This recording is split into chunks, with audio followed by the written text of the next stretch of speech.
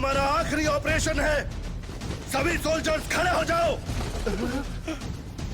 हम घुड़सवार सेना से अटैक करेंगे। हमारा गोल बीस्ट टाइटन को खत्म करना है। ऐसा करने से हम भी उनके टारगेट बन जाएंगे।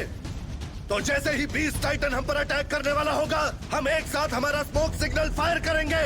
इससे उसकी एक्यूरेसी कम हो जाएगी। और जब हम उसका ध्यान भटका रहे होंगे, कैप्टन लीवाई बीस्ट टाइटन को मार डालेंगे। किसी का कोई सवाल है? क्या आप चाहते हैं कि मैं सिर्फ ओडियन गियर के साथ उसके पीछे जाऊं? वो एक खाली मैदान के बीच में खड़ा है। हुक करने के लिए ना ही कोई पेड़ है और ना ही कोई मकान। बिल्कुल नहीं। ध्यान से देखोगे तो कुछ चीजों की लाइनें लगी हुई। टाइटन्स को इस्तेमाल करके उसके करीब जाओ और बीस्ट टाइटन को मार गिराओ।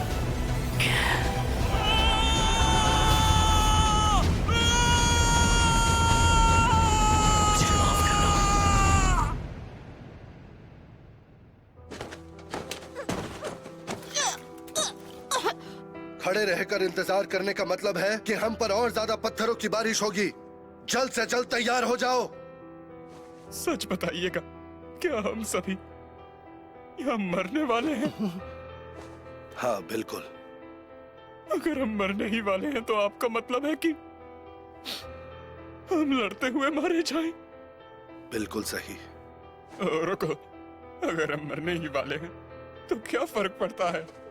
तो अगर मैं आपके ऑर्डर्स को ना मानूं तो भी कोई मतलब नहीं होगा, है ना? बिल्कुल सही कहा सोल्जर तुमने। हर वो चीज जो तुम्हारे लिए मायने रखती थी, तुम्हारी जिंदगी, सपने या उम्मीदें, इन सब का कोई मतलब नहीं रहेगा जब तुम मर रहे होगे। कोई फर्क नहीं पड़ता कि हम पत्थरों की बारिश से मरेंगे। मरना एक दिन सभी को है। पर क्या इसका मतलब है कि हमारी जिंदगी का कोई मतलब नहीं? क्या इसका मतलब हमारे पैदा होने का कोई मतलब नहीं? हमारे मरे हुए साथियों के बारे में क्या कहोगे?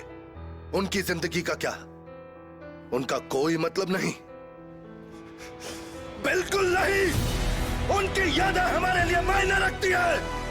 उन सब का वजूद है, क्योंकि हम हमारे साथियों की कुर्बानी को कभी नहीं भूलने वाले।